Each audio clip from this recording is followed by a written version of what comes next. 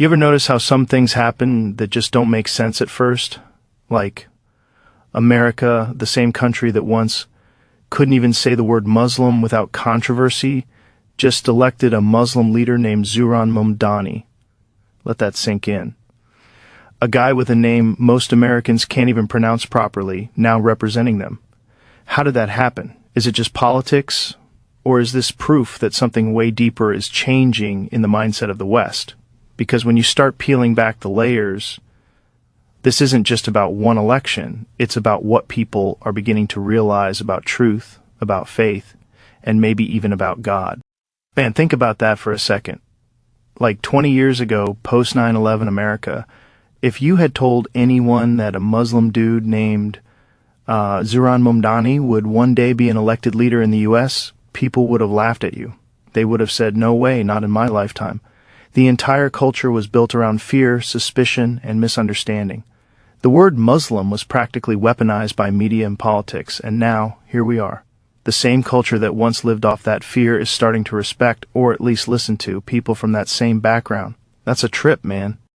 What I find so interesting is how this isn't just about representation or diversity or whatever buzzword people like to use. This feels like something that happened organically.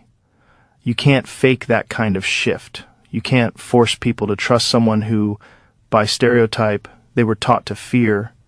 It means something deeper changed, like the way people think, the way they perceive truth and faith, the way they see humanity itself. And I think part of it is that people are tired, man. They're exhausted with fake narratives. They're realizing that the world they were shown on TV isn't the full picture. For years, Muslims were painted as the other, as this monolithic group of people with strange customs and dangerous ideas. But then you start meeting people in real life. You work with them, live next to them, go to school with them, and you realize they're just people. They've got families, dreams, doubts, humor, pain, and all the same human stuff everyone else does. That's the thing that breaks down walls. Real human connection.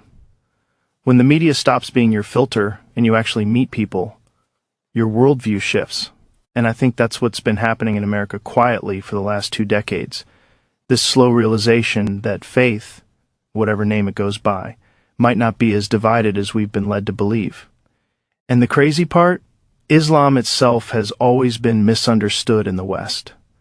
Like, people have no idea how much respect Islam gives to figures like Jesus, Mary, Moses, all these people that Christians already believe in. The overlap is wild. It's like 80% of the same message, just in a different language. And once people start learning that, it's like a light bulb goes off. They're like, wait, so you're telling me Islam isn't some alien religion? It's part of the same spiritual story humanity's been telling forever? That realization changes everything. So when you see someone like Zohran Mamdani rise to leadership in America, it's not just a political story. It's symbolic. It's like the subconscious of the nation is evolving. People are starting to value authenticity over image. They're drawn to people who seem grounded, who seem real, who aren't trying to fit the old mold of what a leader is supposed to look like. And honestly, I think people are craving something spiritual again, not necessarily religious in the old rigid sense, but spiritual. People are starting to ask, what's real, what's true, what gives life meaning? Because science, tech, entertainment, all that stuff, as amazing as it is, doesn't fill that existential gap. We've advanced in every way except the one that matters most, understanding ourselves. And maybe in some weird way, that's why this moment matters. Because a Muslim leader being elected in America is like a mirror being held up to our collective growth. It says, look, we're not who we used to be, we've learned something. It's proof that curiosity and openness can replace fear. You know what's wild too? America's actually kind of designed for this kind of transformation. The country's DNA is built on rebellion, on challenging the norm, on breaking away from the old world. That same spirit that created the United States is what's making it evolve now. It's like America's finally starting to embody what it said it stood for. Freedom of thought, freedom of belief, equality. But here's the trippy part. When people evolve collectively, it doesn't happen in big, loud revolutions anymore. It happens quietly, through moments like this, through conversations, podcasts, books, art, people just slowly waking up to the fact that they've been carrying biases that don't hold up anymore. And once that awareness kicks in, you can't unsee it.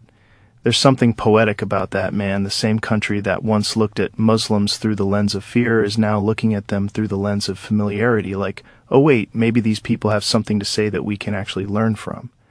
And that's the beginning of a cultural healing process. Because if you think about it, all the great shifts in history start with understanding. When people start seeing beyond the labels, beyond the headlines, beyond the stereotypes, that's when the human story moves forward. And Islam, in particular, brings this very direct kind of spirituality. It's not based on rituals for the sake of appearance. It's about surrendering to something bigger than yourself. That idea, surrender, that's a universal truth, man. Whether you call it God, the universe, consciousness, whatever, it's the idea that you're not the center of everything. And in a society that's obsessed with ego, fame, and control, that message hits different. Maybe that's what people are slowly picking up on, even subconsciously. Maybe that's why figures like Zohran Mamdani resonate. Because he represents something honest, something rooted, something that doesn't bend to the chaos of identity politics or outrage culture. It's like he's just existing truthfully, and people can feel that. You can't fake truth, man. People can smell it. They might not always understand it logically, but they feel it. And in a world that's constantly bombarding us with bullshit, algorithms, ads, talking points, truth becomes magnetic. And maybe, just maybe, that magnetism is spiritual. Maybe the reason we're seeing more acceptance, more curiosity about Islam is because something deeper in the human psyche is waking up. Like we're all remembering something we forgot, that faith isn't about division, it's about direction. It's about where you're pointing your soul. Think about how many Westerners have started exploring meditation, fasting, mindfulness, all these things that are deeply rooted in Islamic and Eastern traditions. People are searching. Whether they know it or not, they're looking for meaning beyond consumption. So when a Muslim leader rises in a country like America, it's almost symbolic of that search taking form. It's like the collective consciousness of the West saying, we're ready to listen, we're ready to grow. And don't get me wrong, this doesn't mean America suddenly became religious or that everyone understands Islam now, far from it. But there's definitely an energy shift. You can feel it. It's not about converting or proving anything. It's about connecting. About realizing that wisdom can come from anywhere, from anyone. That's what I love about moments like this. They remind us that history isn't static. It moves like water. It finds new paths when old ones dry up. And when it does, it carries everything with it. Faith, culture, perspective. It's also interesting how the younger generati plays into this. Gen Z, man, they don't care about labels the way older generations did. They're less tribal, less nationalistic. They grew up online, exposed to the whole world. They've seen Muslims praying on TikTok, Christians doing yoga, atheists quoting Rumi. It's all mixed together now. The walls are thinner. So when someone like Zohran steps into leadership, they're not just representing Islam, they're representing a generation that's tired of division. They want truth, they want meaning, they want something that feels real. And in a weird twist, faith might be the next frontier of authenticity. It's funny, man, how the pendulum swings. For so long, Western culture tried to move away from God, away from religion, away from tradition. But now people are circling back, not out of fear or guilt, but out of genuine curiosity. They're asking, what if we threw the baby out with the bathwater? What if there was something in those old ideas that we actually need? And that's where this whole moment gets mystical, because it's not just about politics, it's about timing. Things like this happen when they're supposed to happen. The right person, the right moment, the right energy. You can't plan it, you can't force a nation to spiritually evolve. But when it's time, it just happens. And that's what makes me think this might be more than coincidence. Because how else do you explain it? The odds, the context, the history, all stacked against it. Yet it still happened. And when things happen against all odds, I start to wonder if there's a bigger hand at play.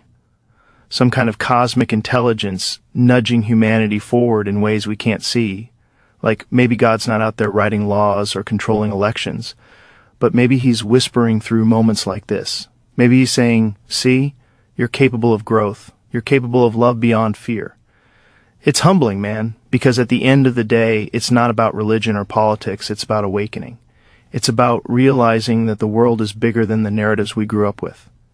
That humanity's evolution isn't just technological. It's spiritual. And maybe this is what that looks like in real time. Not angels in the sky or miracles in the desert, but small, powerful moments that make us question everything we thought we knew. Moments that make us pause and go, maybe the world's changing for the better. That's the real revolution, man. Not with guns or flags, but with hearts and minds shifting ever so slightly toward truth, toward unity, toward God, whatever that means to each of us. So yeah, maybe it's just an election. Or maybe it's a sign, a signal that humanity's waking up from its old fears, ready to see the divine in each other again. And if that's true, then we're witnessing something beautiful, something rare. Because when a nation once built on division starts embracing the very thing it used to fear, that's not just progress, that's healing.